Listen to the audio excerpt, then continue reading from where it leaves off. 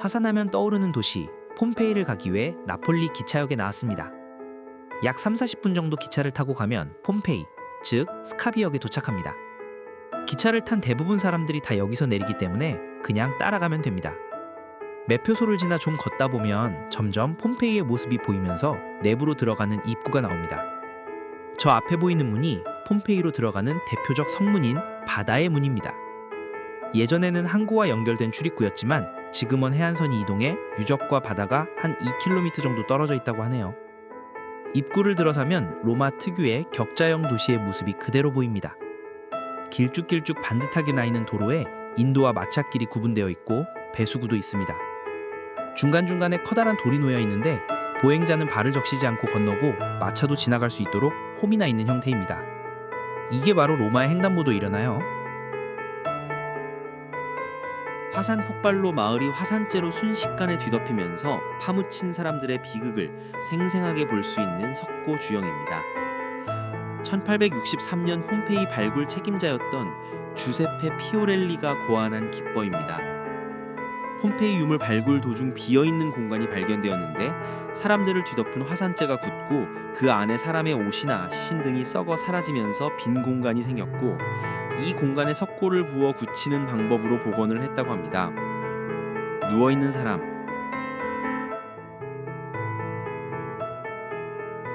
기도하는 사람,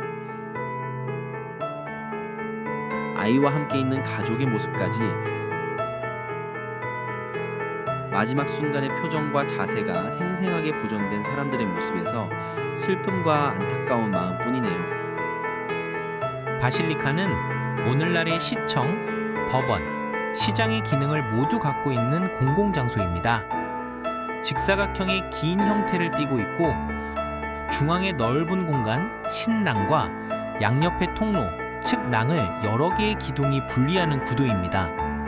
인구 2만의 도시답게 규모가 꽤 크네요. 다음 가볼 곳은 두 개의 신전입니다.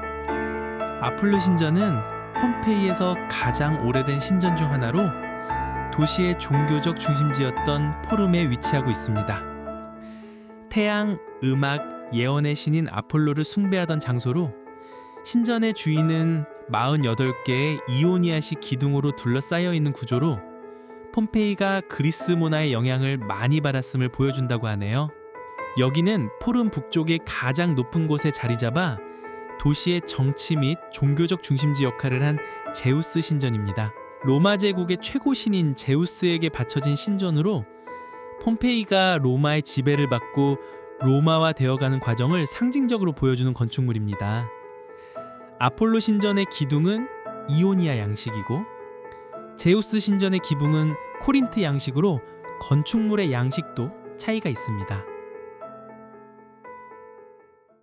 폼페이에는 여러 곳의 대중목욕탕이 있는데 수투비아누스 목욕탕, 테르메 스타비아느라는 곳은 폼페이에서 가장 오래되고 규모가 큰 목욕탕 중 하나입니다.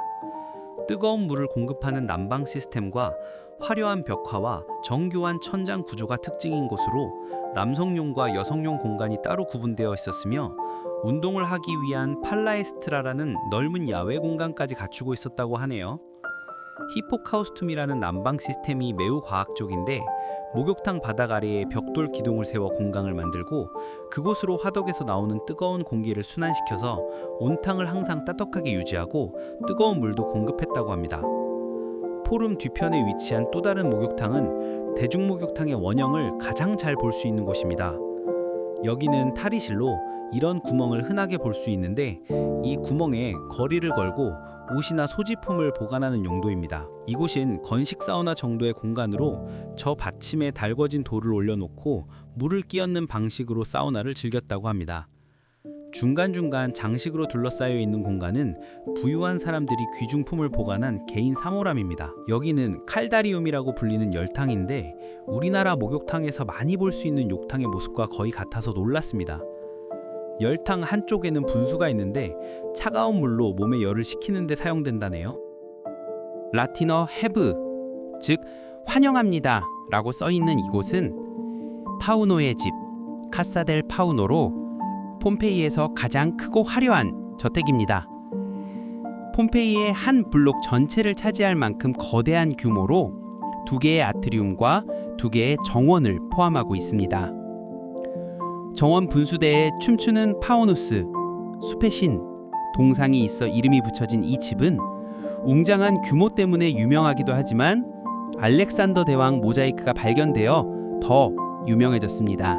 기원전 4세기경 알렉산더 대왕과 페르시아의 다리우스 3세 간의 이수스 전투를 묘사한 작품으로 약 150만 개가 넘는 작은 조각들로 만들어진 거대한 모자이크입니다. 고대 그리스 로마 시대의 전쟁 장면을 묘사한 가장 웅장하고 뛰어난 예술 작품으로 평가받는다고 하는데, 여기 있는 건 모조품이고 진품은 나폴리 국립 고고학 박물관에 전시되어 있습니다. 여기는 폼페이에서 가장 큰 규모의 공연장인 대극장 테아트로 그란데입니다. 그리스 극장처럼 언덕의 경사면을 이용해 객석을 만든 게 특징으로 약 5,000명을 수용할 수 있는 규모이며 주로 비극과 희극 같은 대규모 연극을 상연하던 곳입니다. 바로 옆에 위치한 소극장 오데온도 있는데 지금은 남아있진 않지만 예전에는 지붕이 있어서 음악 연주회, 시 낭독회, 춤 공연 등 실내에서 진행되는 공연 시 사용되었다고 하네요. 바로 옆에는 검투사들이 훈련하고 생활하던 검투사 숙소 카세르메테 데이 글라디아토리도 있습니다. 많은 검투사 투구, 정강이 바지, 칼 등 무기와 갑옷이 발견되었는데 이곳에서 훈련하고 원형 경기장에서 검투 경기를 진행했다고 합니다. 루파나르라고 불리는 고대 로마 시대에 공인된 사창가도 볼 수 있습니다. 이렇게 비좁은 방에서 성매매가 이루어졌고 벽과 문 위에 그려진 다양한 체위를 묘사한 벽화가 있는데 이는 단순한 벽화가 아니라 당시 문맹이 많았던 사람들을 위해 메뉴판 역할을 했을 것으로 추정됩니다. 지금으로 치면 길거리 식당 겸 편의점도 볼 수 있습니다. 큰 항아리에 음식이나 와인을 담아 판매했는데 당시 노동자나 여행객이 간단히 끼니를 해결하던 장소였습니다.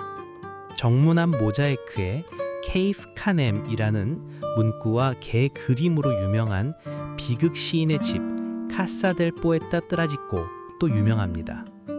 화덕 피자집, 빵집, 비스트리뇽도 있는데 피자의 고향 나폴리의 뿌리가 여기였나 싶을 만큼 화덕과 제분형 맷돌이 거의 원형 그대로 남아 있습니다. 실제 피자보다는 빵을 굽는 곳이었다는데 발견될 당시 빵 81개가 같이 발견되었을 정도라고 하네요. 2000년 전에도 이런 화덕에서 빵을 구웠다니 그저 놀라울 따름이네요. 폼페이를 돌아다니면 주요 교차로마다 이런 형태의 분수가 있는데 시민들의 주요 식수원이자 일상적인 물의 공급원입니다. 동물의 머리나 가면으로 장식된 분수대 모습도 특이하네요. 새로운 역사를 찾고 동시에 그 역사를 지키기 위한 노력이 지금도 계속되는 폼페이로 안디아모.